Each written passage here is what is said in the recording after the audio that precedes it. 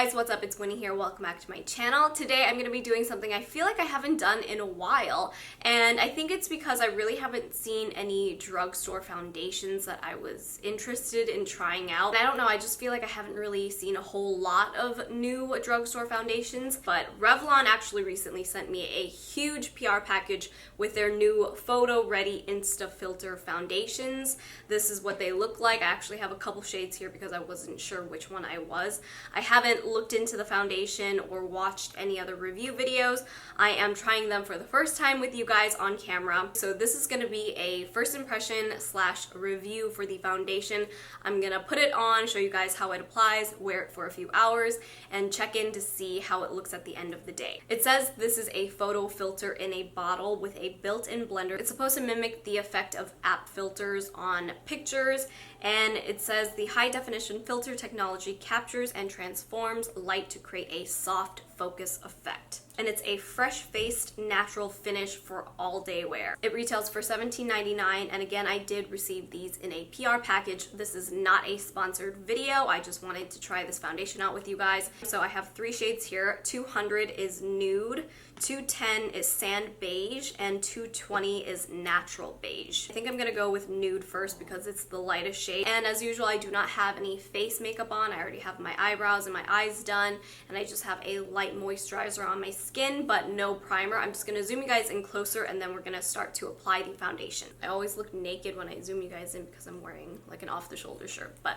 you guys know I'm not naked. So it says to shake the foundation first and then twist up from the bottom until it dispenses.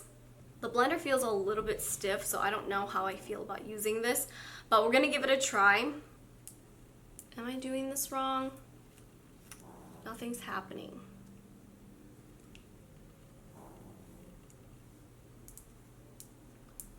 Hello? How much do you have to twist? Really? You see? Okay, so it's very runny, so you have to be kind of careful with that, but I just wanted to talk about my face really quickly before I apply anything to it. I don't have any huge blemishes right now. I actually had 2 big like pimples at the tip of my nose at the very same time. If you've ever had a pimple on your nose, you know how painful it was. I couldn't touch my nose at all. But they're almost gone now. You can barely see them. It's just a little bit red on both sides. I have a little bit of redness right here. This is usually where I get a little bit of redness, and I get oily there as well. And then I just have some dark under eyes, and that's pretty much it. So I'm gonna apply the foundation to this side of my face first. It says to dot it on your face and then buff outwards. So I'm just gonna dot it. Okay, this is way too much. Wipe a little off the sponge because I feel like it's way too much foundation. Okay, now let's buff out with the applicator. The color doesn't look too bad, but I don't know how I feel about this sponge. The foundation is actually blending pretty well. I just don't really like the feel of the blender because I'm used to my beauty blender, and it's not as stiff as this. This is one side blended out already. It's pretty light as of right now because I can still see my dark circles, but it did a good job at evening out my skin tone, and I think the color is a pretty good match actually. I'm just gonna try to apply another layer of it. I just prefer a little bit more coverage than this. I'm gonna carefully twist a little bit more up. Yeah, it doesn't make any clicking sounds, but there's a little bit more foundation. I'm just gonna dot it right on. And we'll use the sponge again.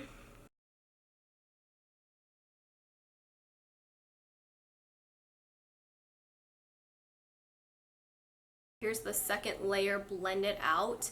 And again, I feel like I can still see my dark circles. It did cover up the redness above my brows. I feel like the foundation actually looks really nice. It's very easy to blend, and it feels really nice and smooth. And it could honestly be that the blender is actually absorbing some of that foundation back into it, because when I'm moving it around and blending it with the applicator, it just doesn't really do that great of a job. So I'm gonna try it on this side of my face with my damp beauty blender, and we'll see if it it makes a difference. I really like the finish of it. It does look very natural, but I wish the coverage was just a little bit more, and I already added 2 layers to this side already. Okay, I'm gonna dot it on again.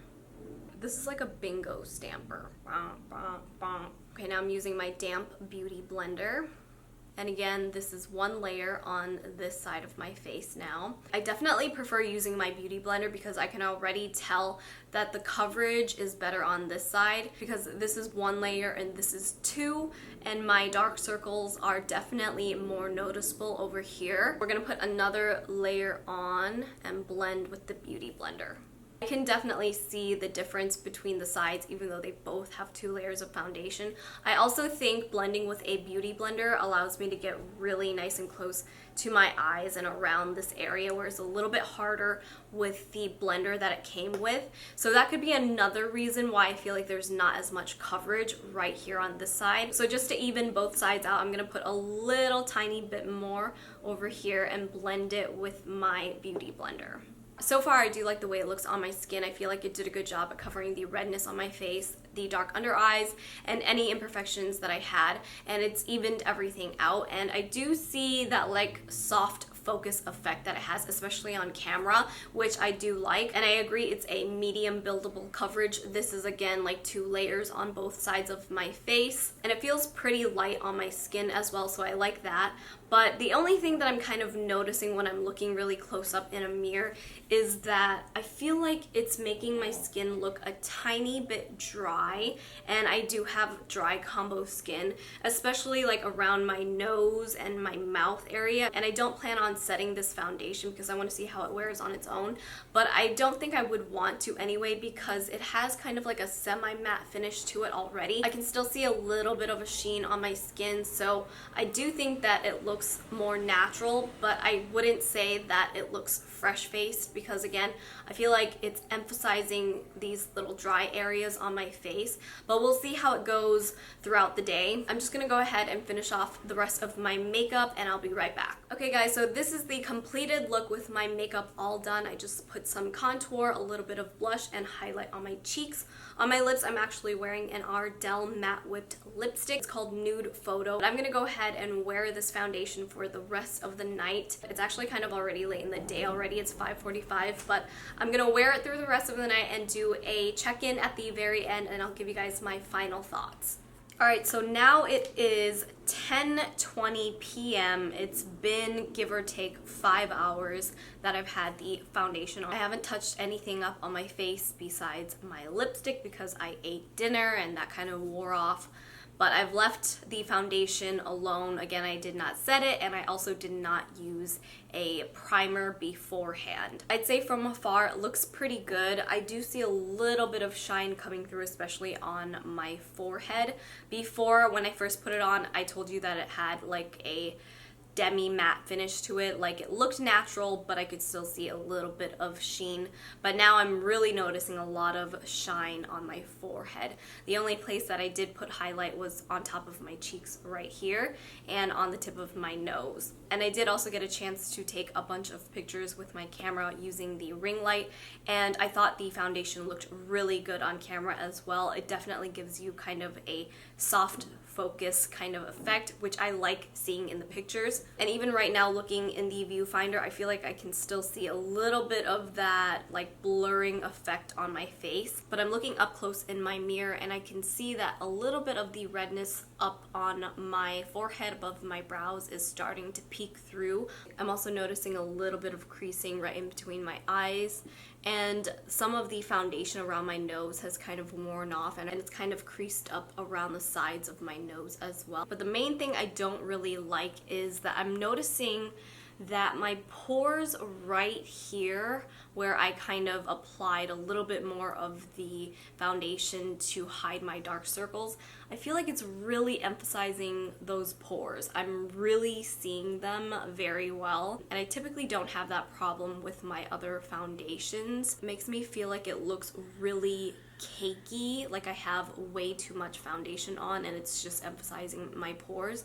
but I actually don't. I only have 2 layers of this foundation on. And then the other thing that I don't really like is actually the packaging. I don't think the blender is very necessary. Again, I felt like the blender was soaking up a lot of the foundation, and actually when I was trying to take this cap off earlier, it actually flung a glob of foundation on my clothes.